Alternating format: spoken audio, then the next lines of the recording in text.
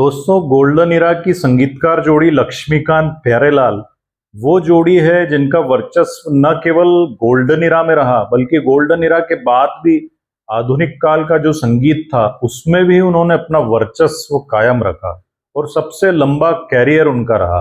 ये वो जोड़ी है जिनके पास हर आय वर्ग, हर आयु वर्ग और हर बौद्धिक वर्ग के लिए गीत था। मतलब इनके मेन्यू में हर तरीके का गीत था और इतना लंबा कैरियर आज तक किसी का नहीं रहा। दोस्तों, किस प्रकार लक्ष्मीकांत कुदालकर जी और प्यारेलाल शर्मा जी संगीत में आए और किस तरीके से दोनों की दोस्ती परवान चढ़ी, इसके बारे में आज हम जानेंगे। दोस्तों, यदि आपने मेरा चैनल सब्सक्राइब नहीं किया तो मैं रिक्वेस्ट करूंगा कि सब्सक्राइब कर लें और बेल आइकन और ऑल के ऑप्शन को जरूर से प्रेस करें जिससे कि सारे नोटिफिकेशंस आप लोगों तक पहुंच पाए। दोस्तों, इस जोड़ी में से लक्ष्मीकांत कुदालकर जी का जन्म हुआ था 2 और 3 नवंबर की दरमियानी रात को 1937 में। और जैसा कि हम भारत में 5 दिन की दीपावली मनाते हैं तो दीपावली में जिस दिन लक्ष्मी पूजन होता है उसी दिन इनका जन्म हुआ था और इसीलिए इनके माता पिता ने इनका नाम लक्ष्मीकांत रख दिया। हालांकि लक्ष्मीकांत जी का जन्म बड़े ही गरीब परिवार में हुआ था और विले पार्ले की झोपड़ी में वे उनके पिताजी रहते थे। ये विडंबना देखिए कि उनके पिताजी की बचपन में ही लक्ष्मीकांत जी के उनकी मृत्यु हो गई और परिवार पर गहरा आर्थिक संकट आ पड़ा। तब उनके पिताजी के दोस्त जो कि एक म्यूजिशियन थे, उन्होंने सलाह दी कि आपके दोनों बच्चों को म्यूजिक सिखाइए। तब लक्ष्मीकांत जी को मैंडोलिन सीखने के लिए भेजा गया और उनके भाई को तबला सीखने के लिए। लक्ष्मीकांत जी ने मैंडोलिन शुरुआत में अली हुसैन साहब से सीखा, लेकिन ज़्यादा कुछ वहाँ सीख नहीं पाए। तब उन्होंने खुद खूब प्रैक्टिस की, इस वाद्य की और इस वाद्य पे मास्टरी कर ली। हालांकि बाद में चल कर के उन्हें गुरु भी मिले, जैसे कि मुकुंद इंदौरकर जी जो कि एक प्रख्यात मैंडोलिन वादक हुआ करते थे। इसी दौरान लक्ष्मीकांत जी जो क्लासिकल म्यूजिक के कॉन्सर्ट्स होते थे उनमें साजिंदे के रूप में अपनी प्रस्तुतियां दिया करते थे जिससे कि उनकी जीविका चल पाए। और बाद में उन्हें मौका मिला मैंडोलिन सीखने का सुप्रसिद्ध संगीतकार जोड़ी हुस्नलाल भगतराम में से हुस्नलाल जी से। और इस दौरान लक्ष्मीकांत जी की उम्र मात्र 10 वर्ष थी।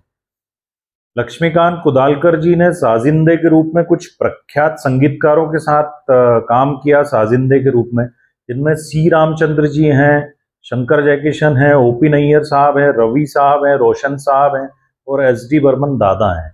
तो इस प्रकार से संगीत यात्रा लक्ष्मीकांत कुदालकर जी की शुरू हुई, जो कि बहुत कम उम्र 10 वर्ष की आयु में ही शुरू हो गई थी। दोस्तों, इस जोड़ी के दूसरे सदस्य प्यारेलाल शर्मा जी का जन्म हुआ था 3 सितंबर 1940 के दिन एक बहुत ही संगीत के जानकार राम प्रसाद शर्मा जी के यहाँ। राम प्रसाद शर्मा जी एक बेहतरीन ट्रम्पेटियर थे और उनका संगीत का ज्ञान केवल ट्रम्पेट तक ही सीमित नहीं था बल्कि वे संगीत की एक संपूर्ण पाठशाला थे। और शुरुआती दौर का जो संगीत का ज्ञान है वो उन्होंने अपने पिता से ही लिया, लेकिन बाद में जब उनका वायलिन की तरफ रुझान हुआ तब उन्हें भेजा गया वायलिन के एक बहुत बड़े उस्ताद गोवा मूल के एंथोनी गोंजाल्विस के पास। और वहाँ इन्होंने बहुत मेहनत की, 8 से 12 घंटे का रियाज अभ्यास ये नियमित किया करते थे वायलिन पे। दोस्तों, 1977 की फिल्म अमर अकबर एंथनी में जो गीत है जो अमिताभ पे फिल्माया गया था जिसमें संगीत लक्ष्मीकांत प्यारेलाल जी का था, my name is Anthony Gonsalves, वास्तव में वो प्यारेलाल शर्मा जी ने अपने गुरु को समर्पित किया था क्योंकि उन्हीं का नाम का उल्लेख उसमें था। दोस्तों, 12 वर्ष की उम्र आते आते प्यारेलाल शर्मा जी पे आर्थिक जो उनके परिवार की स्थिति अच्छी नहीं थी उसके कारण दबाव आ गया और कमाने के लिए उनको प्रयास करना पड़े। इस दौरान वो कई कॉन्सर्ट्स में साजिंदे के रूप में जाते और अक्सर रंजीत स्टूडियो में भी उनका जाना होता। दोस्तों, प्यारेलाल शर्मा जी ने कुछ बहुत ही नामचीन और बड़े संगीतकारों के साथ काम किया है साजिंदे के रूप में, जिनमें प्रमुखता से नाम आता है बुलोस ईरानी, सी रामचंद्र जी, नौशाद साहब, मदन मोहन साहब, खय्याम साहब, एस डी बर्मन दादा। इन सभी के साथ प्यारेलाल शर्मा जी काम कर चुके हैं। और जब इन दोनों की जोड़ी बनी लक्ष्मीकांत प्यारेलाल की, तब भी इन्होंने कुछ संगीतकारों के असिस्टेंट के रूप में काम किया, जिनमें आश्चर्यजनक रूप से आर डी बर्मन का भी नाम है क्योंकि छोटे नवाब जो उनकी पहली फिल्म थी उसमें असिस्टेंट उनके लक्ष्मीकांत प्यारेलाल जी ही थे। इसके अलावा दोस्तों, कल्याण जी आनंद जी के साथ भी इन्होंने असिस्टेंट के रूप में काम किया। साथ ही उषा खन्ना और रामलाल के साथ भी इन्होंने असिस्टेंट के रूप में काम किया। तो ये एक इनका सफर रहा दोनों दोस्तों का। और आगे फिर इनकी दोस्ती कैसे हुई ये हम जानते हैं। दोस्तों 1952 की बात है, जब प्यारेलाल शर्मा जी अक्सर स्टूडियो का काम खत्म करने के बाद ग्राउंड में क्रिकेट खेलने चले जाया करते थे। और जब वो क्रिकेट खेल रहे थे एक दिन, तब वहां पहली बार उनकी मुलाकात हुई, भेंट हुई उनके भविष्य के सबसे खास मित्र से, जिनका नाम था लक्ष्मीकांत कुदालकर। लक्ष्मीकांत जी वहां सभी को बुलाने आए थे स्टूडियो में, अंदर कुछ काम था इसीलिए। और तब वहां पहली भेंट इनकी लक्ष्मीकांत जी से हुई। और दोनों उम्र में बहुत कम थे। लक्ष्मीकांत जी की उम्र उस समय लगभग 15 वर्ष थी और प्यारेलाल शर्मा जी की 12 वर्ष थी। और स्टूडियो में बाकी जितने भी साजिंदे थे वो इनसे उम्र में के बहुत बड़े थे सभी। और जब वहाँ पे म्यूजिक अरेंजमेंट होता था और म्यूजिक में इनका पार्टिसिपेशन होता था, तब इनको चेयर पे खड़ा कर दिया जाता था, क्योंकि इन दोनों की हाइट कम थी, बच्चे ही थे दोनों। और इस प्रकार से दोनों की वहां से दोस्ती शुरू हुई। और दोनों का फाइनेंशियल बैकग्राउंड, आर्थिक स्थिति बहुत अच्छी नहीं थी, ये भी कारण बना दोनों की गहरी दोस्ती के लिए। और ये वो समय था जब दोनों की दोस्ती पनपी। लक्ष्मीकांत जी की जब उम्र मात्र लगभग 11 वर्ष थी, तब लता मंगेशकर जी के कॉन्सर्ट में उन्होंने मैंडोलिन का वादन किया था। और ये उनका जो मैंडोलिन वादन है वो सुनकर के लता जी खासी प्रभावित हो गई थी। और यहाँ तक की बात नहीं रुकी, लता जी ने इंक्वायरी की कि ये बालक कौन है। और इस बालक से, लक्ष्मीकांत कुदालकर से, वो स्वयं मिली। और सिर्फ मिली ही नहीं, इस बालक का नाम भी रेकमेंड किया मशहूर संगीतकार जोड़ी शंकर जयकिशन को, सी रामचंद्र जी को और बरवन दादा को।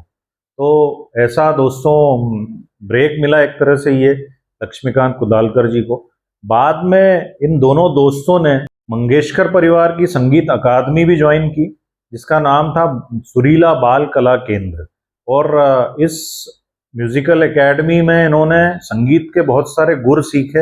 इनके साथ में वहां पे थे लक्ष्मीकांत जी के भाई शशिकांत जी और प्यारेलाल शर्मा जी के दोनों भाई गणेश जी और गोरख जी, साथ ही लता मंगेशकर जी के भाई हृदयनाथ मंगेशकर जी। और इस एकेडमी में भी दोनों दोस्तों की दोस्ती बहुत परवान चढ़ी और बहुत प्रगाढ़ता इनमें आ गई। लेकिन दोस्तों इन दोनों को काम साजिंदे के रूप में ही मिलता रहा। और प्यारेलाल शर्मा जी ने इस दौरान बहुत हाथ पैर भी मारे। वे मद्रास भी गए, साथ में सिम्फोनी ऑर्केस्ट्रा भी ज्वाइन किया वेनिस में, लेकिन काम कुछ बन नहीं पाया।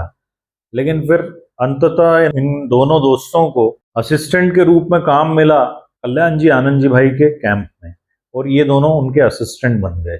एक बार जब कल्याण जी आनंद जी भाई के जो अरेंजर थे रेगुलर, सेबेस्टियन डिसूजा, वो उपलब्ध नहीं थे, तब प्यारेलाल शर्मा जी को अरेंजर के रूप में अवसर दिया गया और वहां भी उन्होंने अपनी प्रतिभा को साबित कर दिया। तो दोस्तों ये यात्रा रही दोनों की, और किस प्रकार से दोनों मिले और दोनों में दोस्ती बनी। और फिर 1963 में स्वतंत्र संगीतकार के रूप में इनकी पहली फिल्म आई, जिसका टाइटल था पारसमणि। और वहां से इन दोनों ने कभी पलट के नहीं देखा। इनकी दूसरी फिल्म में इन्होंने जो सफलता हासिल की है, दोस्ती, जिसमें इनको फिल्म फेयर अवार्ड में मिला, उसके बाद दोनों ने पलट के नहीं देखा। और 1998 तक दोनों की जोड़ी छाई रही। और ये जोड़ी दोस्तों एकमात्र जोड़ी जो 35 वर्षों तक राज करती रही फिल्म संगीत पे। इतना लंबा कैरियर आज तक कोई भी जोड़ी का नहीं रहा है। और इनके पास हर तरह के गीत थे, हर आयु वर्ग, हर आय वर्ग, हर बौद्धिक वर्ग के लिए इनके पास गीत था। इनके मेन्यू में हर प्रकार का गीत था। और लोगों का इन्होंने इस प्रकार से वो मनोरंजन किया है जो कि इतिहास इन्होंने रच दिया है। तो ये स्टोरी थी दोनों की दोस्ती की, और मैं आशा करता हूं कि आपको बहुत पसंद आई होगी। आगे भी इस प्रकार की प्रामाणिक कहानियां और किस्से आपके लिए लेकर के आता रहूंगा। बने रहिए मेरे चैनल पे, और मेरे चैनल को जरूर सब्सक्राइब करें। वीडियो अच्छा लगे तो शेयर भी करें। नमस्कार दोस्तों, अपना खूब ध्यान रखिए।